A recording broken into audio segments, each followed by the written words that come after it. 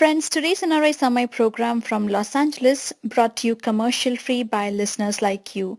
Your generous donations make possible for us to stay commercial free, and today's show is pre-recorded. If you have a question for the guest, please send an email to nrisamay@gmail.com. We will follow up with the guest and find the answer for you. Thank you for your support. Good morning, good afternoon, or good evening. Welcome to NRI Samay Weekend Shows. Once if we start trying to learn and understand the society we live in, then we will realize how much unaware are we about our surroundings and happenings. How many of us know about the great and massive non-violent movement happening in India about land rights or rights of tribals and poor people? In 2007, there are 25,000 people joined in Janadesh 2007. It is a march for 350 kilometers from Gwalior to Delhi with three simple demands. They are very simple. They are asking to assess the utilization of land and identify the available land and settle the conflicts related to land quickly by establishing fast-track courts or establish a single window system. And government had agreed to all these demands, and people waited for 4 years with the hope that government stands on its words and implement it, but government was failed to implement these accepted demands. This time 50,000 people hit the streets in the name of Satyagraha to remind government about it. And Ekta Parishad is the organization which organized the entire movement. Today, we have a Gandhian activist, Ekta Parishad founding president P.V. Rajagopal ji with us on NRI Samay to tell us more about it.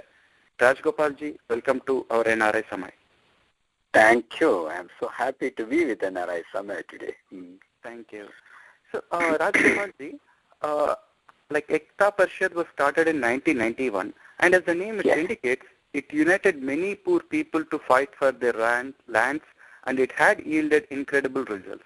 Can you actually brief us about how Ekta Parishad was formed, who are behind it, and what does it aim for? See, the work began in 1980. In fact, training young people from villages, because we found there are many colleges and schools for urban youth, whereas for rural youth there is no possibility. They don't get any opportunity to go out and get formation or training.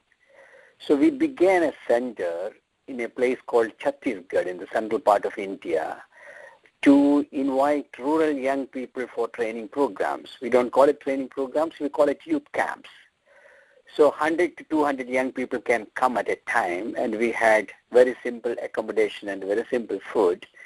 So these young people came and they got initial 10 days of training. Now when I say training, this is basically a process by which you build their confidence. You know, very often in India we feel poverty is because of our karma. Now moving young people from an idea of karma to make them believe that, look, poverty is man-made, it is not God-made. So stand up for removing poverty, fighting your poverty. So that is one area of confidence building and understanding the socio-political analysis about it, why some people have land and some people don't have land, and some people have all the possibilities and others don't have possibilities. These are all basically discrimination of some kind, and this discrimination can be removed if people get organized. And then they go back after this 10 days of training program, because most of them are illiterate. We have designed a training program where we don't use much of reading and writing. It is all about games and songs and discussions and debates, and it's a very lively atmosphere in the camp, where they for the first time realize that we are also powerful, we also have a lot of skill, etc., etc. Now, once the training program is over, they get back to their own community. And in India today, it is very difficult for young people to speak truth. If you say the medicine that is coming for distribution among the patients should not be sold in the black market, immediately there is a reaction by the doctor community. If you say the teacher should come to school on time, then the teacher will react.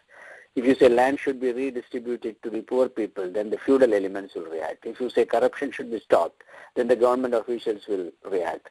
And if you say the elected representative should be accountable to the people, they will react. So for a young person to get enlightened in a training program and believe that all these violations can be tackled by organizing people, the beginning itself is so difficult. I can give you hundreds of stories where young people went back and sometimes succeeded, sometimes got disappointed. So it's a long way of action, reflection that we encourage these young people to work. So a process that began in 1980 in terms of training young people, sending them back to their own communities, helping them to organize the communities, face the consequences of the organizational work. And suddenly, by 1991, we understood alone nobody is going to win because it is a very difficult task. So we need to come together into a large umbrella, under a large umbrella, and that is how in 1991, Ekta Parishad was formed. It is basically a ground level demand that, look, alone we can't change our system. When somebody is struggling in a village, they need to get solidarity from many other villages. So it was essential for people to come together. So it's a bottom-up process, and many young people were involved in this process, and they all came together in a larger meeting to say, now we need to think of a name. And it took 2 days for they floated many names, and finally everybody agreed, okay, let us call ourselves Ekta. Ekta means unity, and Parishad is a forum. So let us create a forum of unity, and that is how Ekta Parishad came to be. And once Ekta Parishad was formed, then we designed many larger actions based on our strength, many communities coming together. So the entire process that began in Chhattisgarh slowly went on to Madhya Pradesh, then to Bihar, then to Jharkhand, then to Orissa, to Kerala, Tamil Nadu. So slowly it became a larger national level movement, but it took, imagine 1980 to 2012, that means many years of work before you really get into a large action to make the government accountable at the national level. But it doesn't mean that there is the only action. Every day people are making the system accountable in their village, in their block, in their district, in their state, and sometimes we all come together in 5 years, once in 5 years or 4 years, we come together with a larger national issue. So it's an action-based, very committed young people, hundreds and thousands of young people that is creating this wave called Ekta Parishad. So the Ekta Parishad is mostly catered for empowering the people and forming the organization so that they can fight for themselves. Right. It is basically at both levels. On one side, empowering people, not only in terms of, we have this term called Sangharsh Samvad Rajana. That means struggle, dialogue, and constructive programs. So where there should be struggle, we organize struggles. Where there should be dialogue, we don't shy away from dialogue. We don't treat anybody as enemies. And we are most willing to talk to all the government responsible people. And if through negotiation problems can be solved, we are willing to solve problems through negotiation. And when there is no struggle, no negotiation, we are back to village in terms of constructive programs because people need to live. So all the resources, land, forest, and water, they have to be organized in a way that people can make a living. So when people get land, we are back to land development.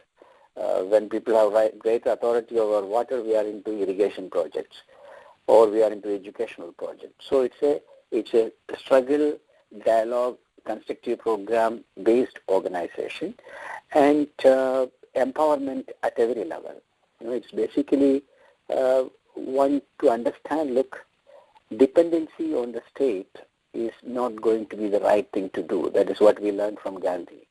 A self-sufficient, self-governed village system. So in terms of governance, it should be self-sufficient. So we need to organize our community to take responsibility. If we drink alcohol and waste all our money, then going to the government for asking for ration has no meaning. So empowerment at that level, that we have to take responsibility for our own life, but we also have the responsibility to make the state accountable. So that is the greater citizenship role, that we are electing government, so we need to make the government accountable and responsible. At the same time, we don't want to be permanently dependent on any state in terms of our life, so we need to organize our own economy. So both at political as well as at economical level, empowering people is a big task as far as Ekta Parishad is concerned, and that is why we are very different. We are not, we are different in the sense that, you will see hundreds of movements where you say, look, we will come to the power, then we will change everything. We don't use that language. We are not struggling to come to power. We are basically wanting to make the power accountable, but at the same time, we take responsibility at the bottom level.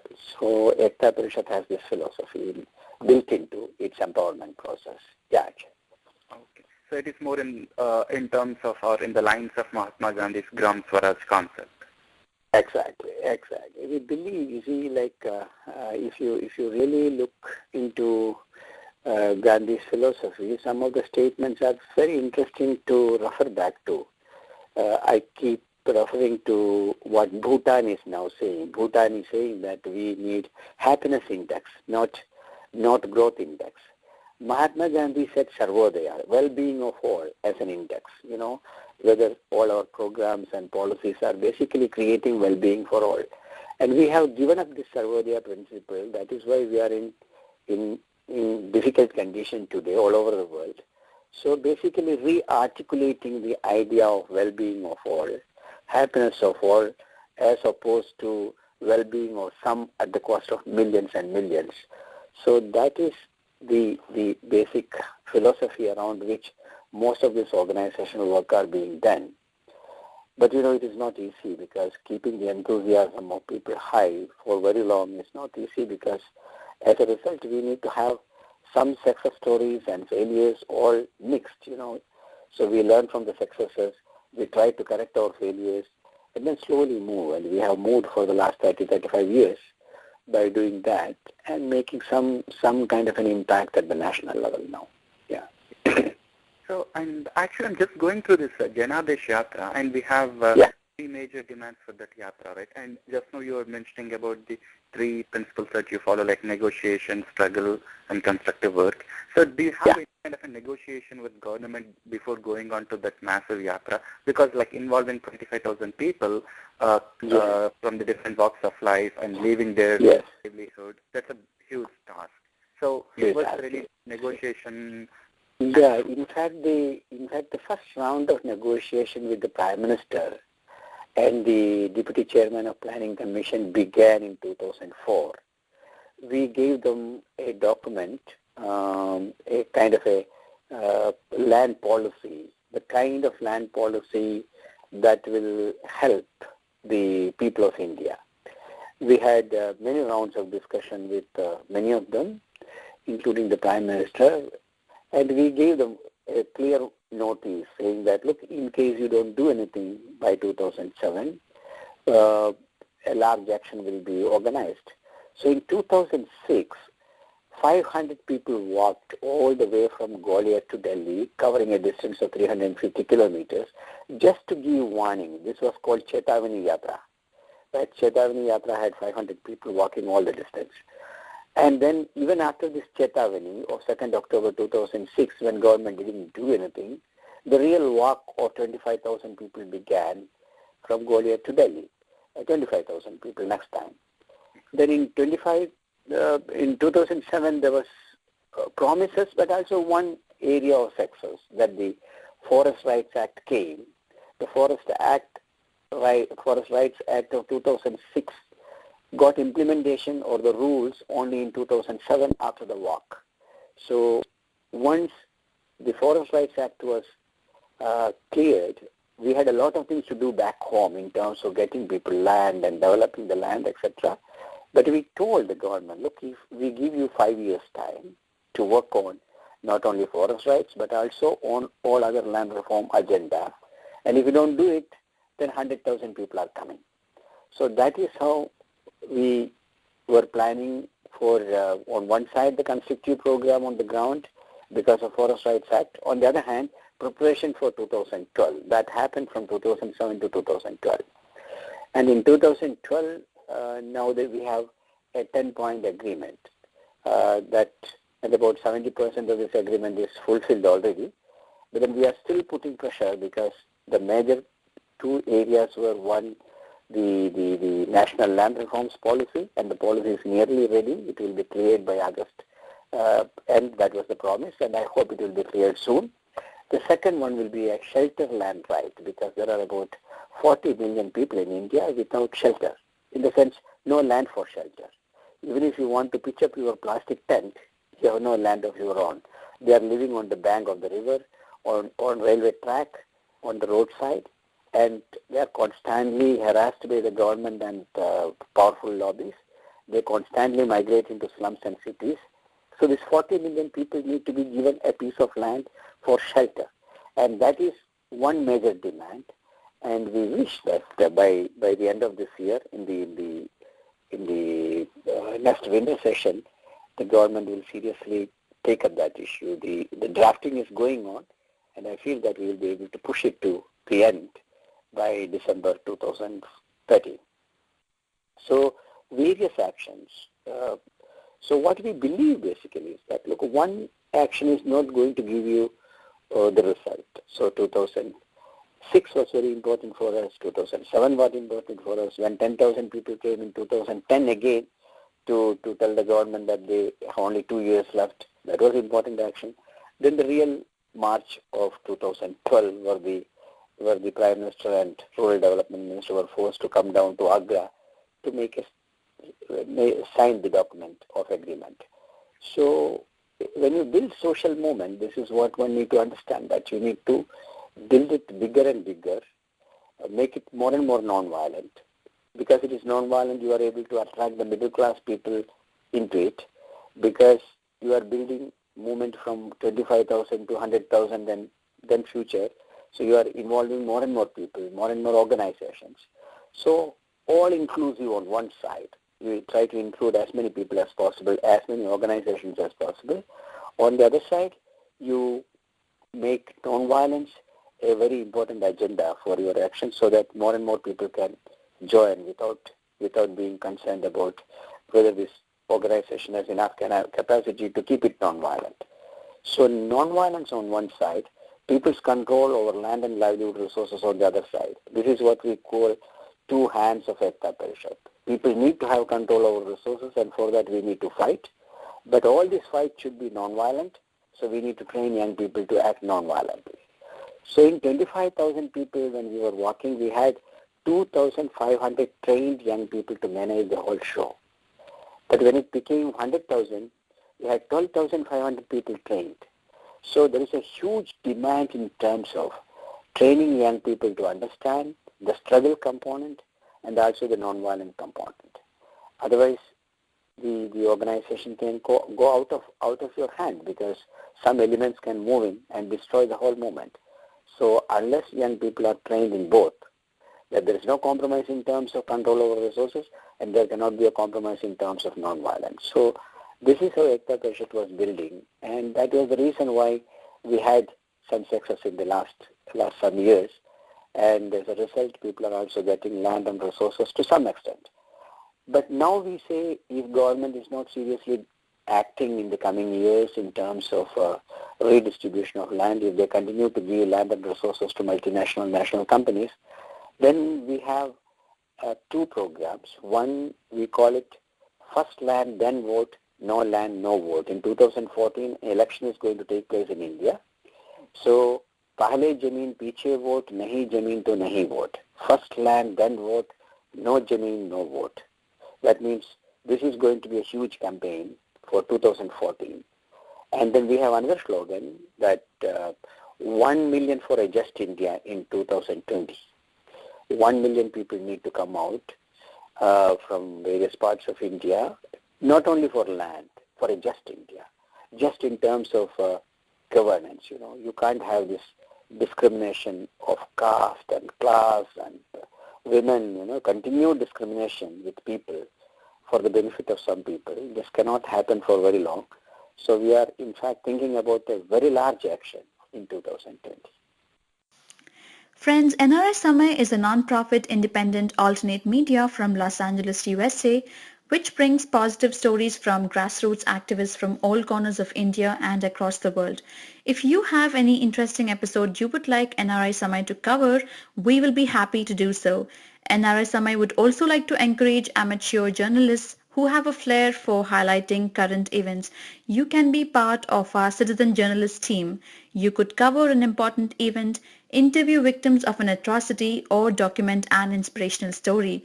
The idea is to have a mix of experience throughout all parts of the world, preferably supported by an audio or a video clip of your story to be aired, which will be the curtain raiser. You can also submit your opinion articles on important topics to NRI Samay.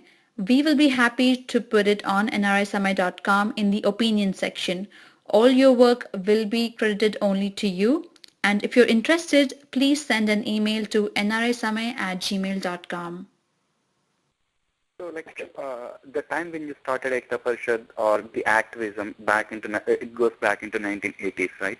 So it's been 30 years of your presence in this movement or in this struggle. So how do you see, is there any improvement, or how much improvement has happened already, and how much more to happen? Yeah. See, we are living in a contradiction. As far as India is concerned, we live in a contradiction. On one side, we have respect for Gandhi, Buddha, Mahavir, Vivekananda, and think of what they said. Gandhi said, when you contemplate an action, think of the poorest. And Vinobaji walked all over the country for land redistribution, and he spent his life just to get land from the powerful and give it to the poor. Vivekananda said, for me, spirituality is all about caring for the poorest section of the society. That is my spirituality. So if you look back, we have a huge history of people who inspired us in terms of renunciation, in terms of caring for others, etc., etc.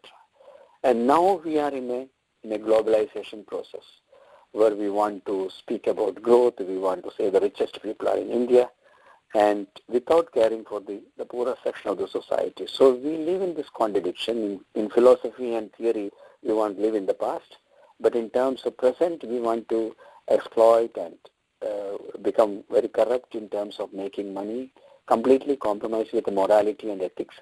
So we live in a contradiction, and we have the responsibility to get this country out of this contradiction.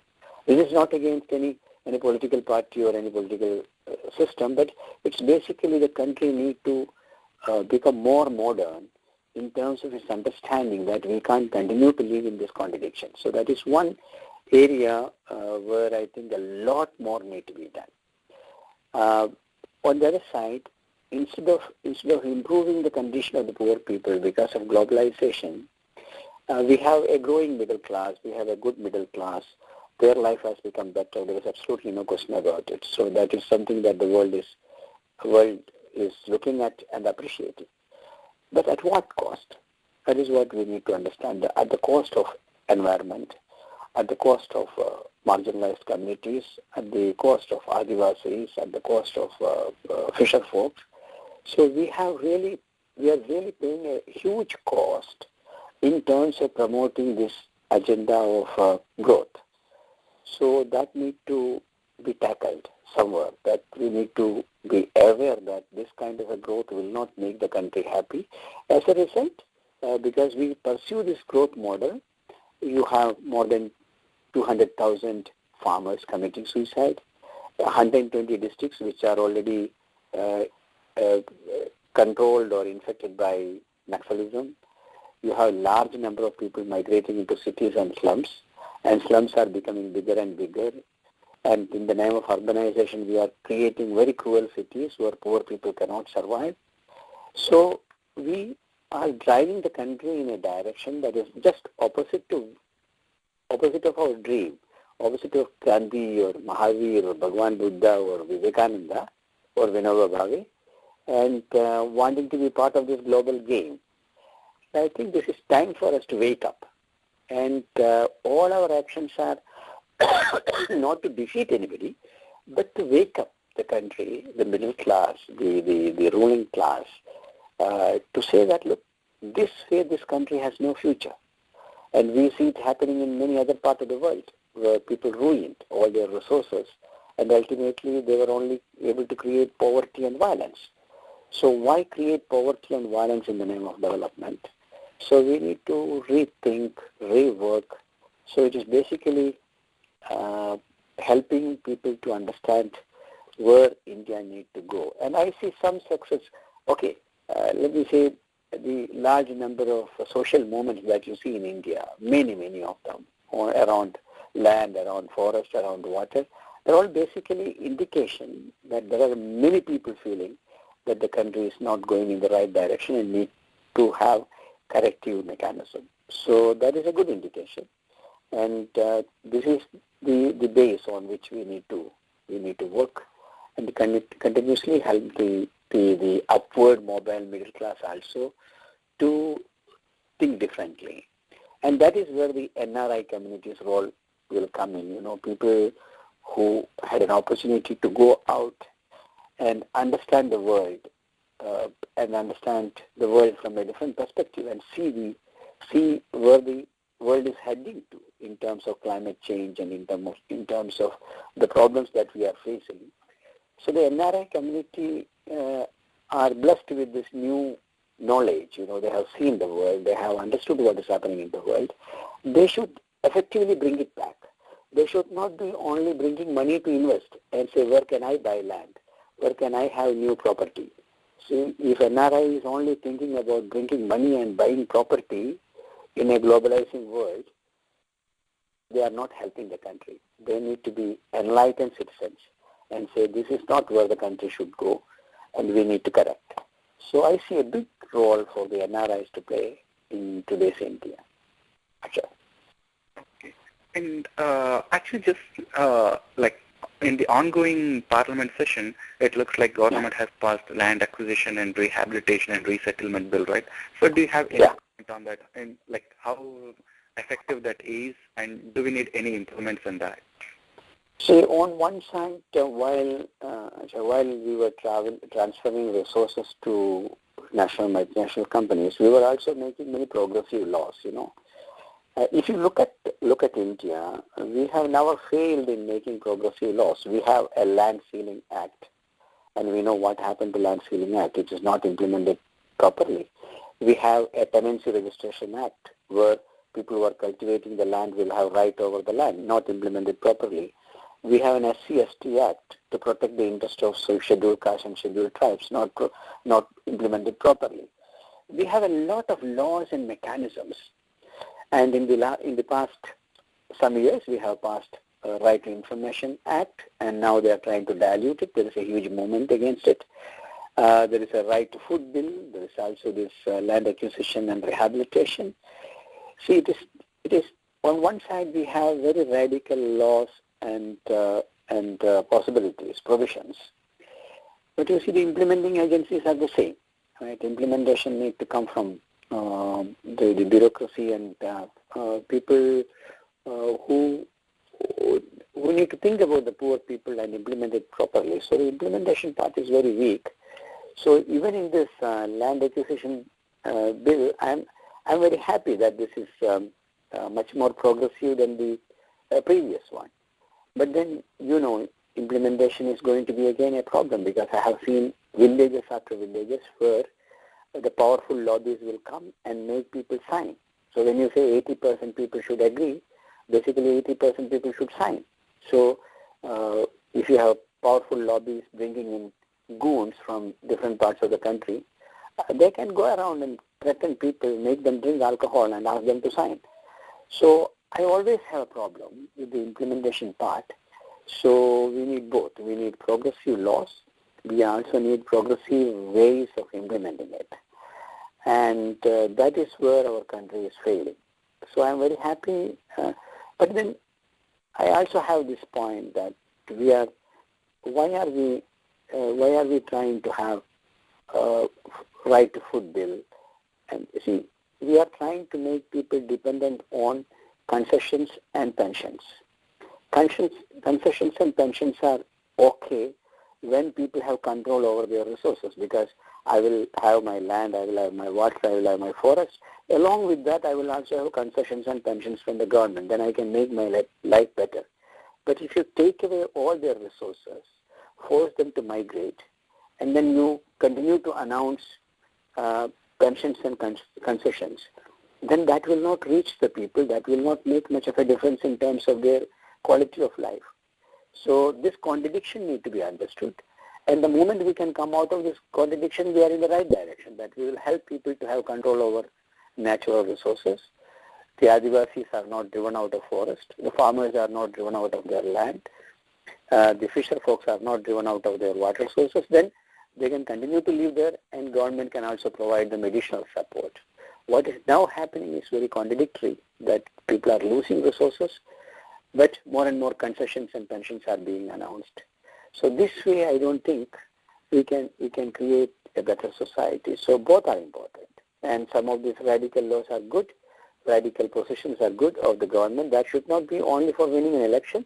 That should be a real feeling that we need to help our people and their situation should change. Yeah? Friends, NRI Samay is a non-profit independent alternate media from Los Angeles, USA, which brings positive stories from grassroots activists from all corners of India and across the world. NRI Samay does not rely on corporate funding and our shows are commercial free. We only rely on your donations. Corporate funded media is driven by the TRP rating and profits are blurring the distinction between news and entertainment. Why do our news channels talk so much about cricket, movies, accidents, popular figures' personal lives, babies of heroines, gossips, etc., while they should be covering the struggles of people, inequality in our society, rural issues, and border security issues? Why did our media raise some corruption crusaders to the sky on one day and shut them off completely when graft charges were raised on those corporate sponsors? Media relies so much on the corporate funding and government blessings that they cannot report independently. NRI Samay is different. We don't accept funds from any corporations and hence our shows are commercial free. We completely rely on donations from you. Please consider donating to NRI Samay and please go to nrisamay.com and donate generously. This is the only way together that we can continue NRI Samay. All donations are kept transparent on nrisamay.com. And if you have any questions, please write to nrisamay@gmail.com. Yeah, as you said, yeah, we are getting many more laws in a progressive way, but we have a problem in the implementation of that. Implementation, So, yes. where exactly is going wrong in that implementation part, and how we can improve or how we can make sure that government implements it? Because we cannot actually hit the streets every day. It can be like there are several things or several issues that are going on, and people cannot really take part in every issue on every day, and they cannot ask the government every day that implement it and implement it. How do you think we can actually improve this system so that it by default implements whatever it comes in? That's right. I think that is where we need to move now, because a lot of energy of people are spent, all these agitations. If you look at much of these agitations, one, they are asking, don't take away our resources. Don't take our land, don't take our water, don't take our forest, etc. So this is the responsibility of the government to proactively support the farmers and Adivasis and poor people. You don't need a social movement to ask for it. There is a responsibility of the government to see that when multinational, national companies are moving, the dignity and resources of the people get protected. And this is where the government is failing. And other kind of social movements are basically asking for implementation. So this protecting the people and their resources, implementing the laws that are made should naturally be the role of the government. And the government is shying away from that because much of the laws are made out of pressure.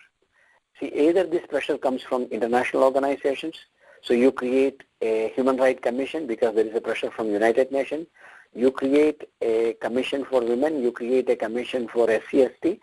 See, one set of institutions are created in order to please the international community so that they don't question your credibility. On the other side, many of these laws are made because of pressure from the bottom. So why can't the government proactively think of its people and what kind of laws are needed to govern our country, how those laws can be implemented properly? So there should be a active involvement by the government. Now, the way the elections are held in our country, you see, this is the end result of that, because people spend money, come to parliament, then they are only trying to protect their constituency and their future possibilities, and very little reading, very little preparation when they go to parliament.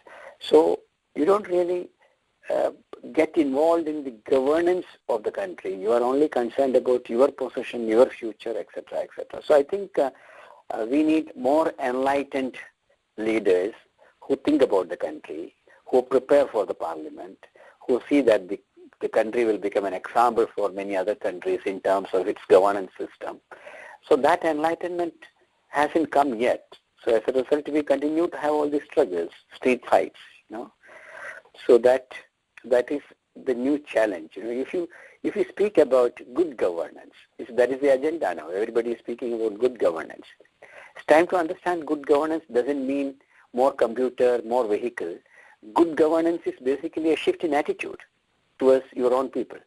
So without bringing that attitudinal change, just speaking about good governance doesn't help. And even as I stand here in Canada, I understand they speak about good governance, but then look at the level of struggles in the First Nation areas. They are fighting for their land and water resources because within the good governance agenda, you don't really care for them. So I think good governance is a good agenda, but then that needs to be understood by the politicians and bureaucracy so that we don't have to waste. See, the amount of energy social movements are spending today in India to fight the government can be harnessed for constructive programs. We have about 12 lakhs, more than 1 million voluntary organizations in India, and I feel if one organization can take one village, it will not be enough because we only have 500,000 villages. So 2 voluntary organizations for each village, and we can make heaven out of it. So rather than using their energy for constructive work and making a new beautiful India, we are using their energy for struggles because the government is only concerned about the growth agenda and transferring resources to national multinational companies, not concerned about the well-being and happiness of the local people. And so there need to be a large shift in terms of our understanding of governance, in terms of implementation of laws, in terms of using the energy of voluntary sector for constructive programs, etc., etc. It's a long way to walk.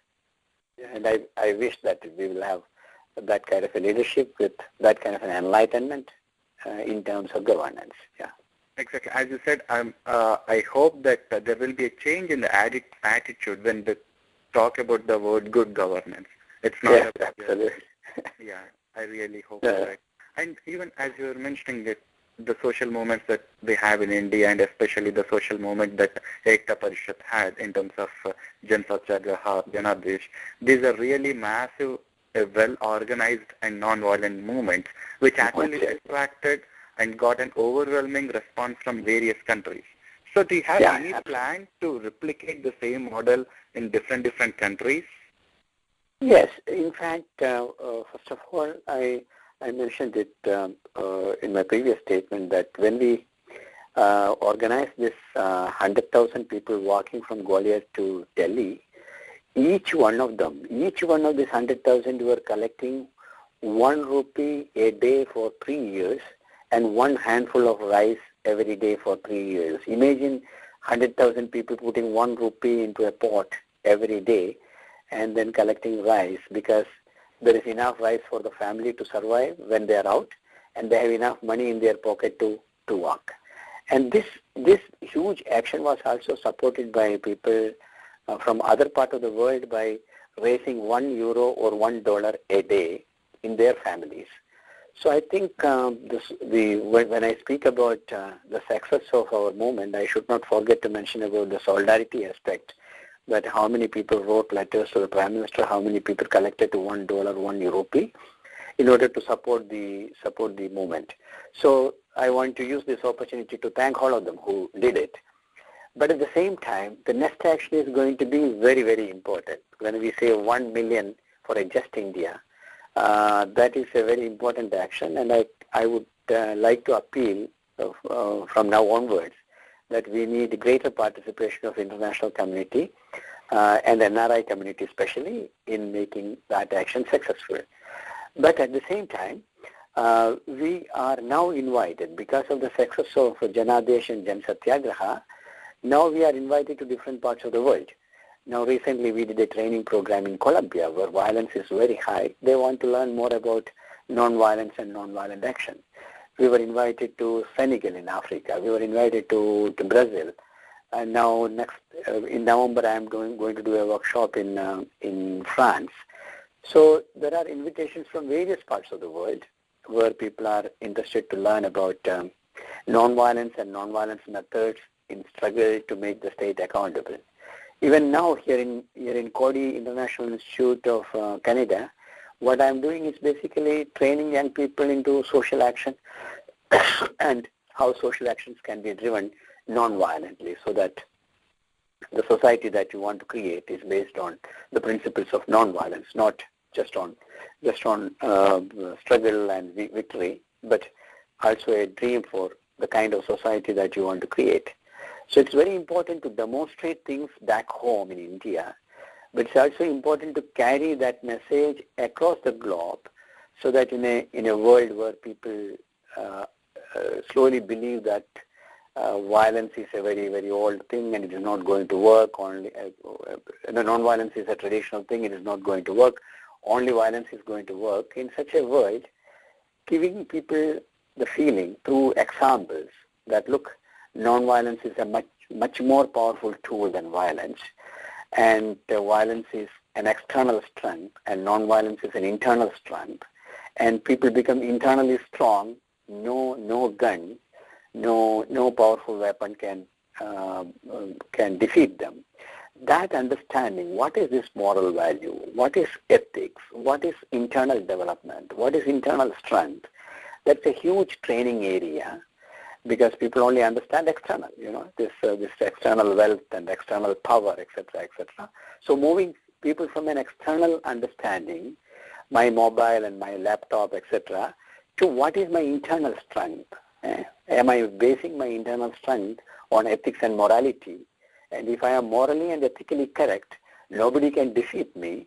That kind of a feeling need to be developed. So we are trying to extend the training program in different parts of the world. And I tell you, there are many takers, hundreds of people interested.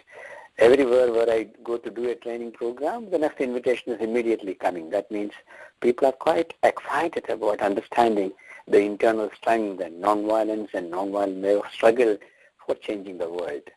Because everybody feels that there should be a different world order, and today's world order is not going to help everyone, and a world order that will help everyone need to be created, and that can be created only through a non-violent method, a non-violent economy. It is not only non-violence in action, but also non-violent economy. The economy of today is a very violent economy. By destroying the earth, destroying the resources, destroying the nature, you create an economy that is a very violent economy.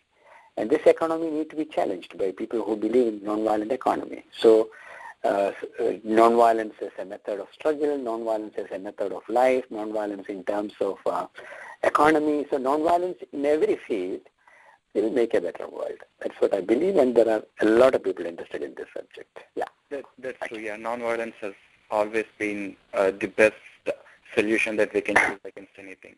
And violence can never be the answer or solution. And I'm glad the entire momentum, Ekta Parishad or our movement, Janadesh and Jan Satyagraha, are solely based on this non-violent concept.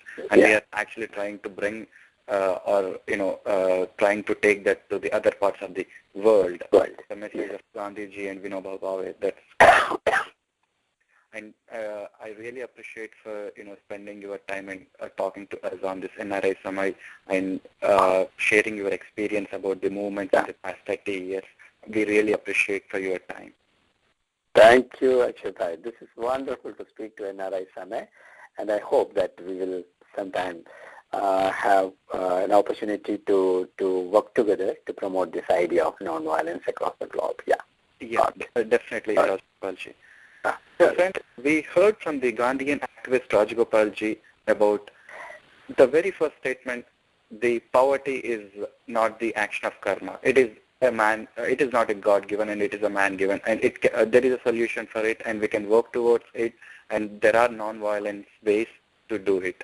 So I hope there will be more and more people will join in the movement to uplift the marginalized communities or to help them in getting their right for their land and right for their resources. And we really thank Rajagopalji for joining with us, and have a nice day. Thank you. Friends, if you liked today's show, please go to youtube.com/NRI Samay and click on the subscribe button. You will get notified every time we publish a new show. And you can also like us on our social media sites like Facebook, Twitter and Google+.